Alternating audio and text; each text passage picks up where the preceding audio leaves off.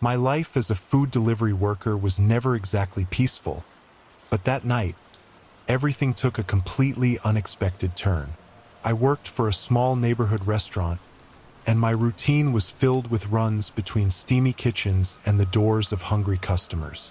That particular night, I was getting ready to end my shift when my cell phone buzzed with a last-minute order. I hesitated, but the address was nearby and the promised tip was generous. I decided it would be my last job of the night. The address took me to an ordinary house on a quiet residential street.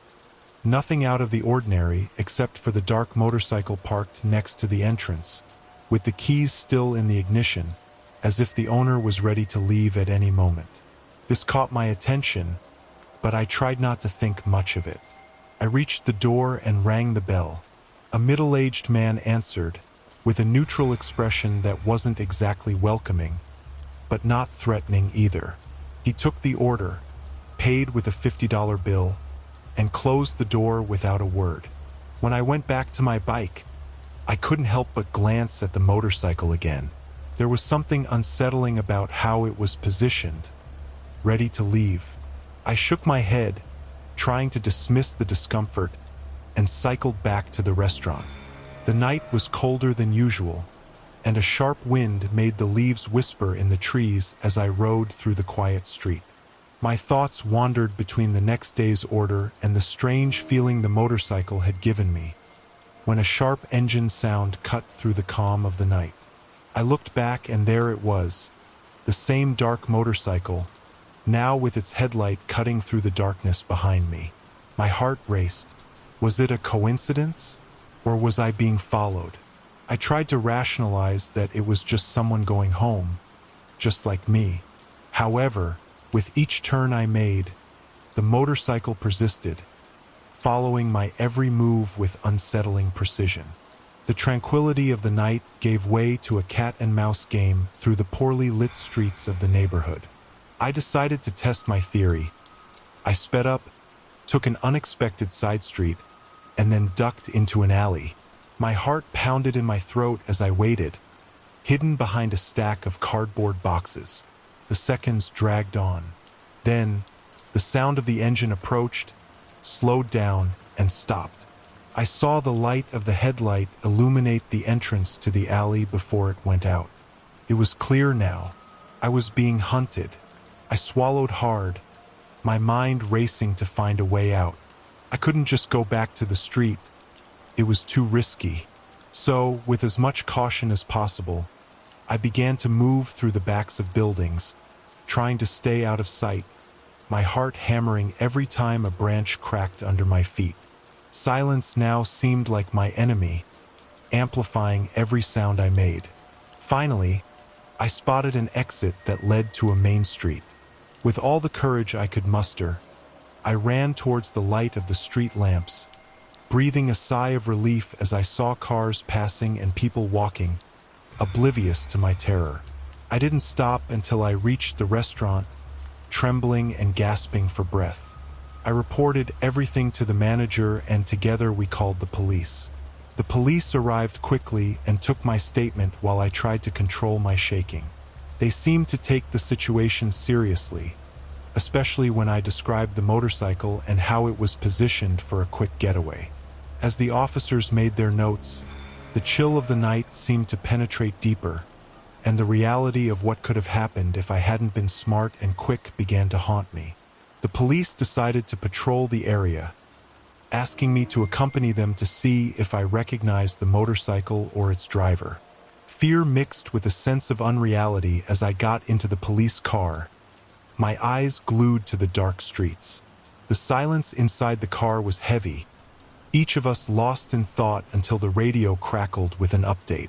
The motorcycle had been spotted a few streets away. The car sped up and I held on to the seat, my breathing uneven as we approached the location. The streets looked different from inside the patrol car, more threatening, as if every shadow could hide unknown dangers. Then we saw the motorcycle parked in front of a closed store. There was no sign of the driver. The police acted quickly, securing the area and checking the motorcycle. It It was empty, no keys in the ignition this time. A search was immediately launched. The officers kept me close, asking questions, trying to piece together a profile of the pursuer while others searched the area. Time seemed to stretch, each minute a thread of tension. Finally, a call came over the radio. They had a person in custody a few streets down, a man who was trying to hide in a dark alley. I was asked to identify the man. My heart pounded as I approached, the officers shining a flashlight on his face. It was the same man who had received the food order. His look was defiant, mixed with a hint of fear. He didn't say a word as the officers confirmed his identity and began to take him away. When we returned to the restaurant, the relief was immense, but the sense of danger still vibrated in the air. I knew I had narrowly escaped, and that thought kept me awake at night. And to think that I am just one person, how many have gone through something like this and didn't have a good ending like mine? Until recently, I worked as a nighttime delivery driver for a popular delivery app. As a young man in my 20s, this job offered the flexibility I needed to pursue my studies during the day. Most of my nights were calm, gliding through the city's lit streets on my motorcycle, delivering everything from romantic dinners to late-night snacks. But there was always a tension in the air, fueled by stories from colleagues about strange and even dangerous encounters during night deliveries. That night, the sky was particularly threatening, promising a storm that would soon turn the streets into dark, winding rivers. I decided to accept just one more order before calling it a night, lured by higher rates that would compensate for being out in such weather. The order came from a part of the city I was less familiar with, but the GPS promised a straightforward and uneventful route. I equipped myself with my raincoat, double-checked the address in the app, and set off. As the night progressed, the streets grew increasingly deserted, and the lighting dimmed. The wind began to blow the first drops of rain against my helmet, and the sense of isolation grew as I moved away from the vibrant city center. The final address led me to an area that seemed out of place for a typical delivery at that hour. It was an old neighborhood, where large houses, some appearing abandoned, covered the dimly lit streets. Finally, I arrived at the indicated number, a large house with dark windows and a wild garden. A sense of discomfort settled in as I parked my bike and looked around, trying to find any sign of life. With the rain intensifying, I took the package and walked to the rusty gate that creaked loudly with every movement, as if protesting every intruder who dared to enter. The gravel path to the front door was covered with leaves and broken branches, hindering my steps. The light from my flashlight revealed patches of the house's peeling facade, and I couldn't shake the feeling that something was not right.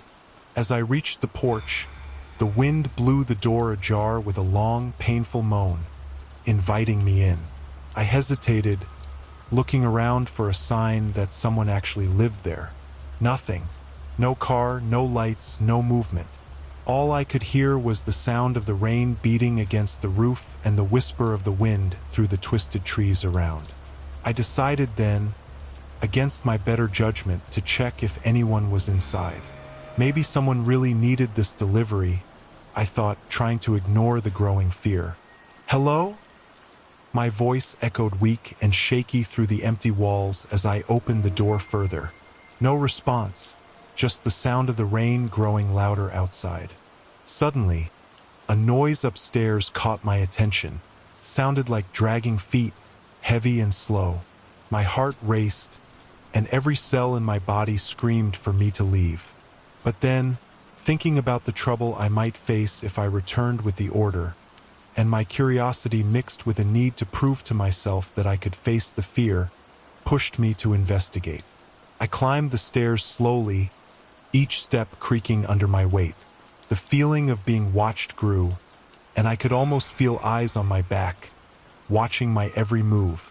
When I reached the second-floor hallway, the light from my flashlight caught something moving at the end of the corridor. My heart stopped. A dark figure disappeared into one of the rooms, so quickly that I barely had time to process whether it was real or just my imagination. I took a deep breath, trying to control the panic. "Who's there?" I shouted, my voice filled with more bravado than I actually felt. No answer, just the sound of the rain and wind. I knew I needed to get out of there, but part of me needed to know what or who was in that house. As I moved down the corridor, the atmosphere became increasingly oppressive, as if the air thickened with my anxiety. I decided to enter the room where the dark figure had disappeared. I pushed the door slowly, my flashlight sweeping the dark interior. The room looked like an old library, with shelves full of dusty books and a large table in the center. But there was no sign of the figure. Then, I heard a low noise behind me, almost muffled by the storm outside. I turned quickly, the light from my flashlight dancing frantically on the walls as I searched for the source of the sound. That's when I saw it. In the darkest corner of the room, something was moving slowly towards me. It was not entirely human, nor entirely something I could clearly identify in the darkness. It seemed large, with clumsy and irregular movements, as if it was injured or something worse. My breathing quickened, and a cold chill ran up my spine. I slowly backed away, but my feet tripped over a wrinkled rug, and I fell backward, knocking the flashlight down. The light flickered, wobbling in the darkness, before stabilizing, directly illuminating the figure now revealed more clearly. It was a man, or at least the silhouette of one, but his face was hidden by a grotesque mask made of some twisted metal that shone under the flashlight's light. His eyes, however, were what terrified me the most. Fixed, bright, and hungry, watching me without blinking. He took a step towards me, and I knew I had to act. Still on the ground, I crawled back, searching for something to defend myself with. My hand found one of the heavy books on the table next to me and, without thinking, I threw it in his direction. The distraction was enough for me to get up and run back down the corridor, racing down the stairs. Reaching the ground floor, I ran towards the front door, pushing it with all the strength I had. The rain and wind hit me like a slap as I exited the house, but I didn't stop, running towards my bike, casting frantic glances over my shoulder to see if he was following me.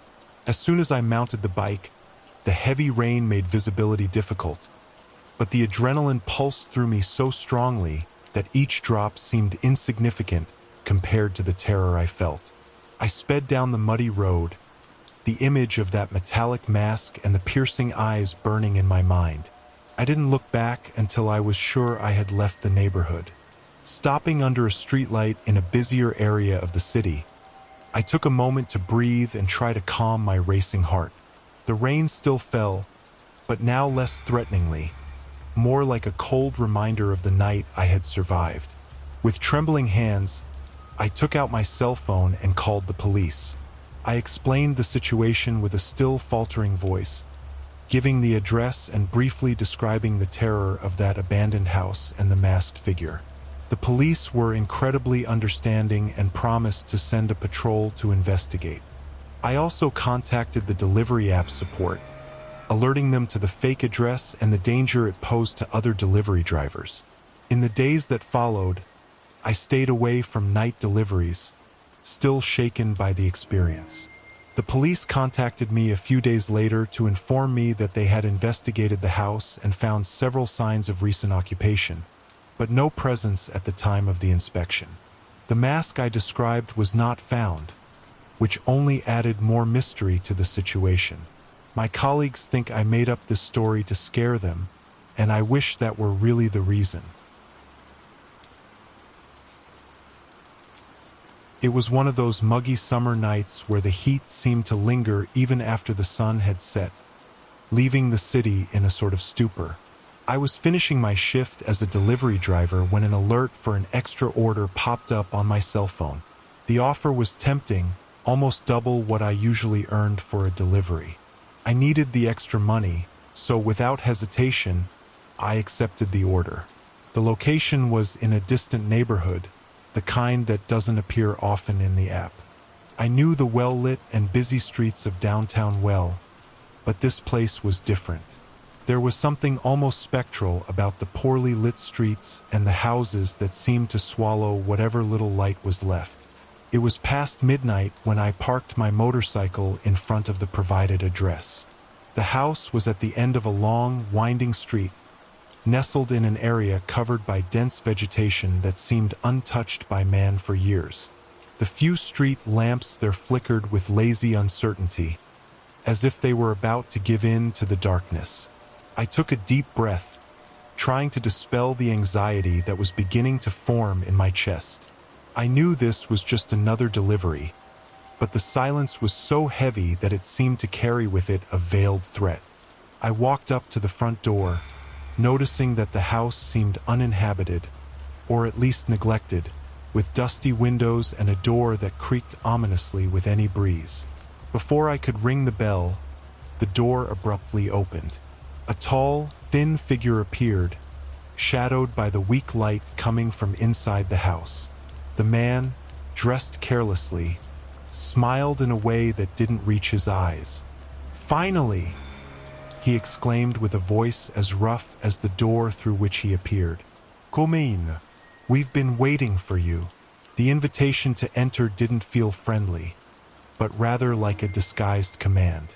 Something about the way he stood in the doorway, blocking any easy escape route, made my stomach twist. My intuition screamed at me to refuse, to grab my motorcycle and leave as fast as possible. But his words carried an authority that seemed hard to contest at the moment. Despite every fiber of my being screaming for me to flee, a rational part of me insisted it was just paranoia. It was a job, after all, and I needed the money. With a tense sigh, I forced a smile and took a step towards the dark entrance of the house. "Actually, I just need you to sign the delivery receipt here outside," I said, trying to keep my voice steady as I extended the clipboard with the receipt. The man seemed to hesitate for a moment, his expression indecipherable, before he slowly nodded and stepped out, allowing the weak light from inside to illuminate his face more clearly. He was older than I had initially realized, with deep lines marking his face and eyes that looked tired, or maybe just empty. As he signed, I could hear noises coming from inside the house, a dragging of feet, whispers almost inaudible that made me shiver. The man seemed to notice my hesitation and smiled again, that same smile that didn't reach his eyes. "It's such a warm night. Won't you come in for something to drink?" he offered, his voice dragging as if each word was carefully measured. "No, thank you. I need to get back to work. Many deliveries tonight," I responded, trying not to show the anxiety that was growing inside me. He nodded, but his gaze fixed on me for a moment longer, as if trying to decipher my thoughts. When he finally handed me back the clipboard, his fingers brushed against mine in a prolonged touch, and I quickly stepped back. "All right, have a good night," I said, turning to leave. As I walked back to my motorcycle, the feeling of being watched was palpable. I looked back and saw that he was still at the door, watching me leave.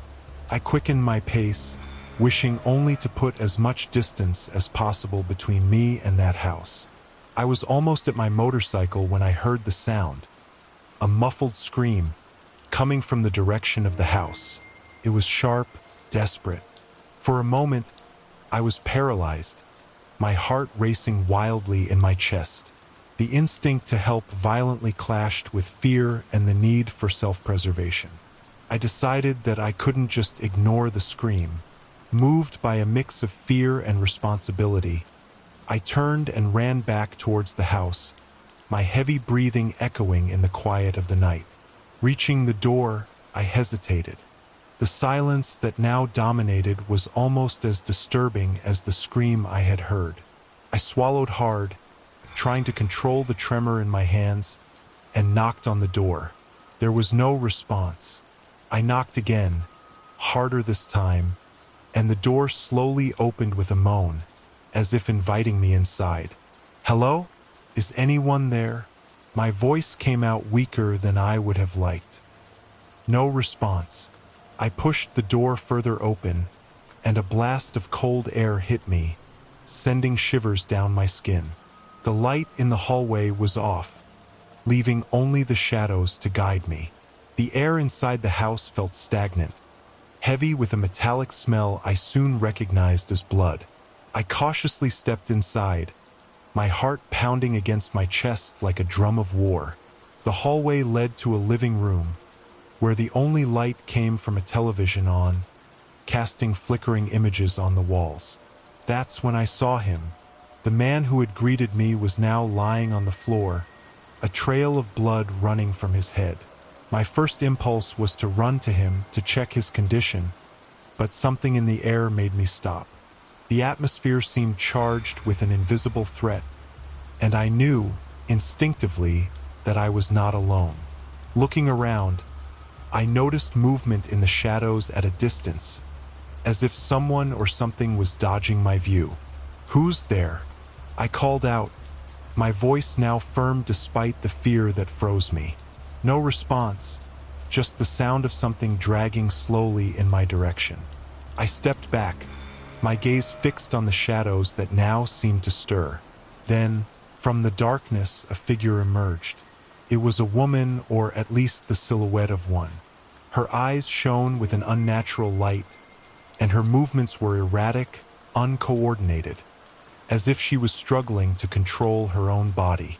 The figure of the woman advanced towards me, one stumbling step after another, each movement accompanied by a guttural sound escaping from her parted lips.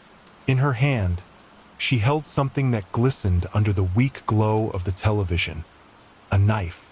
The fear now was not just an emotion but a physical presence, squeezing my chest tightly. "Please," I managed to say, my voice trembling, "I don't want to hurt anyone. I just came to make a delivery." She didn't respond, just continued advancing, the knife raised menacingly. Every detail of her face was now visible, the vacant look, the mouth slightly open in a crooked smile that didn't reach the eyes. It was a look that didn't recognize humanity, a look lost in the depths of some unfathomable horror. With little choice and driven by survival instinct, I retreated to the entrance door, keeping my eyes on her. When she was just a few steps away, I stumbled back, managing to escape outside. The fresh night air felt like a breath of life, and without hesitating, I ran towards my motorcycle, tearing away as fast as I could. Behind me, the house receded into the darkness, the door still open like a macabre invitation to unknown horrors. As I sped down the street, adrenaline still pulsing through my veins, part of me wondered about the woman and the injured man. Who were they? What had happened there? These thoughts tormented me as I moved away, the sound of my motorcycle tearing through the quiet of the night. For a brief moment, I looked in the rearview mirror, half expecting to see her figure following me. But there was only the empty street and the shadows. As much as this served as a lesson for me, it seems obvious, but do not enter strangers' houses, no matter what your intentions are. Call the authorities and do not try to play the hero.